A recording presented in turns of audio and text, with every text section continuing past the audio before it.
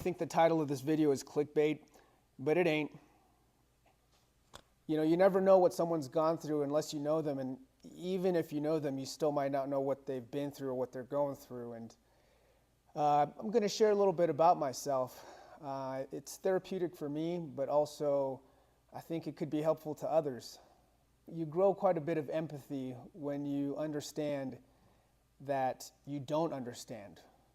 You don't understand who someone is, what they've been through, what they're going through. You know, I'll give you an example. You cut someone off on the freeway and you have this assumption of who they are. They're some jerk, no. It might have been an accident. They might have had their mind somewhere else. And, I think it's important to give people the benefit of the doubt because you just don't know. So I'm going to share a little bit about myself, again, because I find it therapeutic, but hopefully it'll help someone else out there too. My bike saved my life.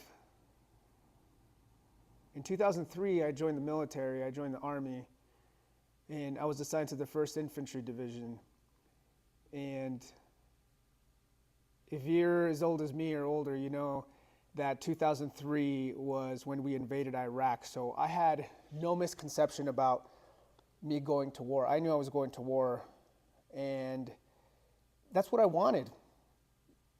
I wanted to go to war. I saw what other young men and women were doing, and I wasn't doing a whole lot. I was already about a year outside of high school, and I felt pretty selfish for staying home, for hanging out with my friends and getting into trouble while, in the evenings watching the most televised war in history at that time. And I felt a sense of duty, but also a sense of obligation. Being first generation American, I felt an obligation to do my part. And so I joined. And I'll make this an abridged story. I got sent to Iraq right after basic training. So you do basic training in AIT, which is your advanced individual training, and then you get assigned to your unit. And I was assigned to a unit out of Bamberg, Germany, which I was incredibly fortunate to be assigned to. And they had just deployed. And my job was to catch up to them in their deployment. And so right after AIT, I headed to Germany. I got a little bit more training. And then before I knew it, I was in Iraq. It was a very, very fast process. But I was out there, and I didn't know at the time, but I was there to replace a soldier that was just killed in action, Jason Lynch. And knowing that set the tone for what my deployment would be like. I got to meet some incredible, incredible men. And I'm grateful for my time in Iraq. This was in 2004. And it's been 21 years now, which is crazy, but there isn't a single day that doesn't go by that I don't think about it, that I don't think about my guys, and that I don't think about the day I was shot. In November 15th of 2004, it was a heavy day of fighting, and a rare day. We had 2 firefights that day. We being my platoon, we were the quick response force, QRF, for the day. Usually get that as we were responding to our Bravo company getting ambushed in a pretty hot part of town. We were in Baquba, Iraq, just east of Fallujah, north of Baghdad. And right as we rolled up to the area, it sounded like the 4th of July. Like things were popping off. And I just remember my lieutenant, just over the radio, announcing rolling into contact. And we rolled into contact, and it was heavy. My buddy Griff got shot that day. He got shot during that battle, and luckily he's alive, but he was wounded quite severely. He took a gunshot wound right below the vest, the plate, so it went through his body, and then he got another one in his left thigh. And I was on the machine gun at that time, and so I was covering his team and covering other teams, and he was a dismount. So he was clearing houses, and he was the number one man, and yeah, luckily he's alive. So that lasted, 4 or 5 hours, and then we got relieved. Another company came in, and we went back to our forward operating base, also known as a FOB, and we went about our day for about half an hour, because then we got called out for another mission. And I'll spare you the details of the gruesome reason why we got called out, but yeah, we were headed back out.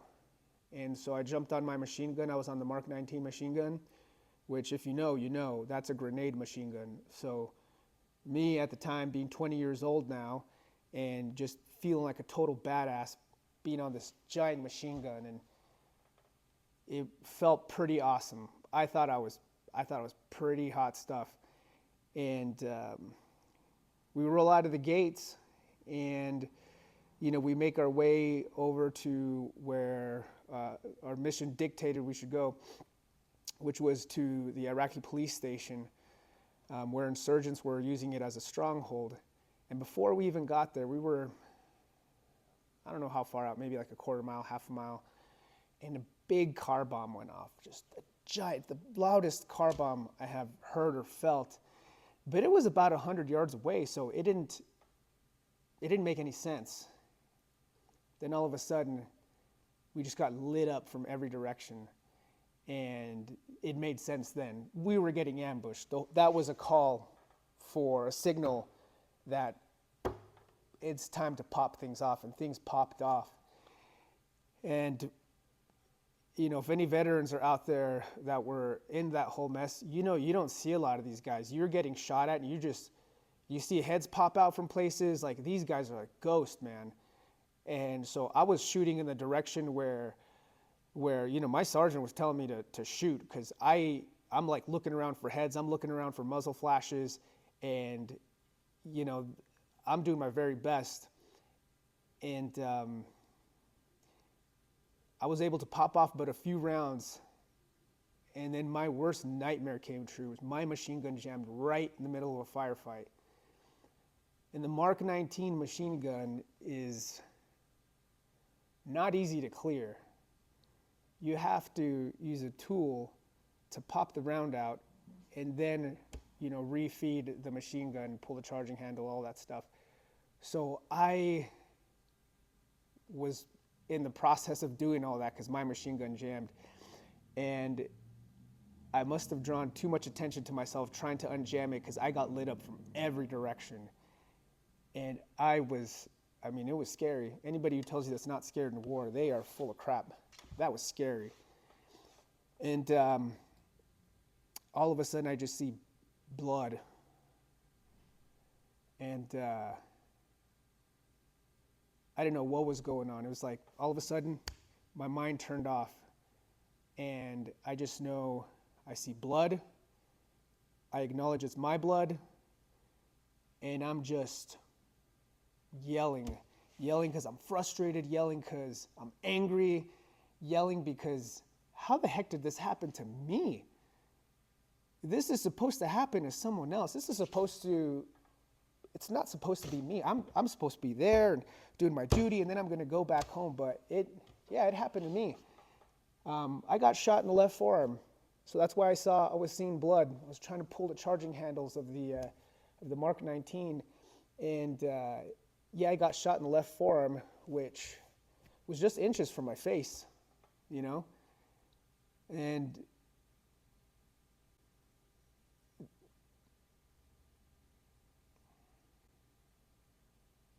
I'd got shot. It was me. we knew we were going to take casualties that battle, so I got medevaced really fast, really fast. 5 minutes, I was already in a helicopter. And that was my last day in combat. That was it. And I'm left-handed. So getting shot in my left forearm was the worst, best case scenario, right? I'm grateful that it was only my forearm. But it sucked that it was my left forearm because I had to relearn how to do some things. I was in physical therapy for a long time. As you can imagine, the muscles on your forearm do everything for your hand. So regardless, I feel super grateful, super lucky to be here. But I relive that so many times and things that I could have done differently. If I could go back, I'd do A, B, and C.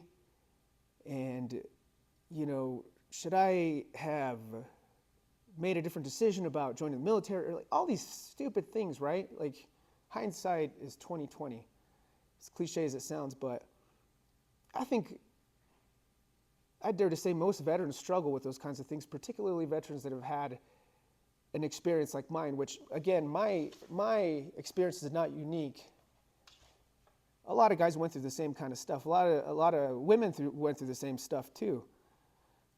But when you go back home, that's what you have left to think about. And replaying those things over and over in my head and thinking about all the things that I could have done differently was not healthy. It was not healthy. And I try to fill my days with things that would just occupy my time. And it wasn't working out, man. It wasn't working out. And I don't know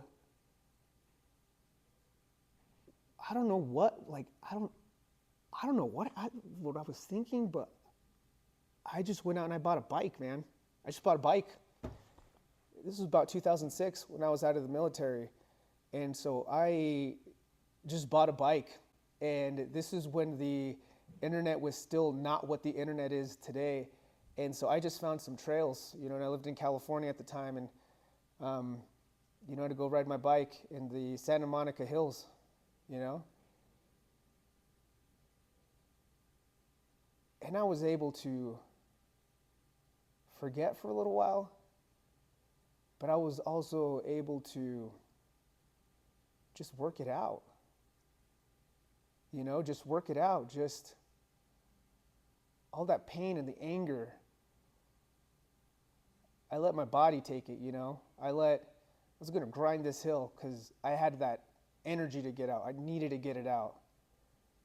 And at the top of that hill, it's just gone.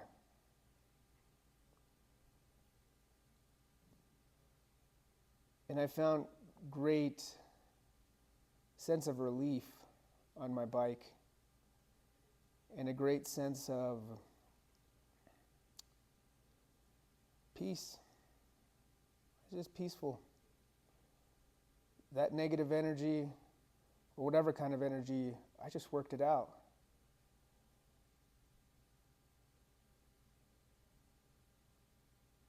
When I needed that energy to be out,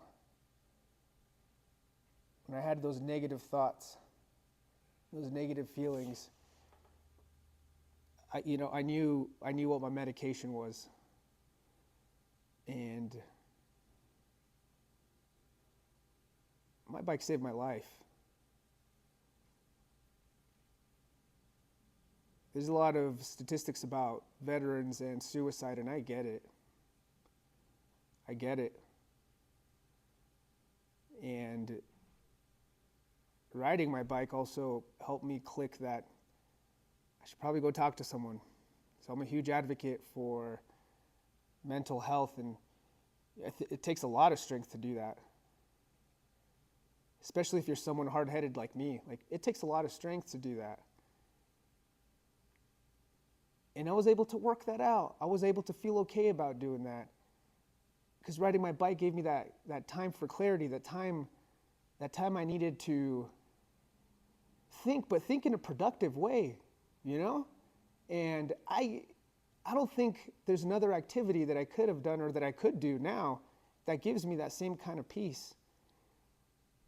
Because it's so dynamic, you know? You get your peaceful time on the bike, you get that just brutal, just leg burning, heart pumping, your body's on fire feeling, you know, and so there's just so many parts of riding a bike, particularly for me a mountain bike, that just brings me so much peace. It's my medicine, it's my therapy. And I don't think I'd be here without my bike. I don't know what came over me that day that I was like, I'm going to buy a bike. I'm going to buy a bike. So I'm grateful for having that idea just pop in my head. Because at the time, my friends didn't mountain bike. You know, I grew up playing music. And yeah, I'm so grateful for that. And I'm grateful for bikes now. And that's why I love what I do. For a lot of people, this is their therapy too. And I'd like to think that I'm helping them. That I'm helping riders stay on their bike, have a nice feeling bike, and helping them maintain their tool for sanity. You know, we might pretend to know or think we know what people are going through, but we don't know, you know? So I'm grateful for my bike, and I'm grateful for being able to work on other people's bikes, because maybe one of these bikes here in the shop has saved someone else's life. And it makes me feel good to think maybe I'm part of that. So I'm grateful for bikes. And if you made it this far, thanks for listening to my story. I'm a fairly private person, so this is all new to me, but I hope it helps someone out. And I hope to continue to share things like this and to continue to work on bikes. So you guys, thanks so much for your support. I'm trying to grow this channel. What I'm hoping to do is provide value, provide money-saving value for riders out there, you know, teaching folks how to fix things, or maybe why their bike rides a certain way and what they could do to change that if they don't like it. But, you know, these are great machines. So I hope folks get something good out of this, or something good out of, you know, maybe hearing me share these things. So, guys, I appreciate it. You know that following is helpful. So, yeah, please follow this channel, subscribe, and like the video, because I hope to continue doing this. So, you guys, thanks.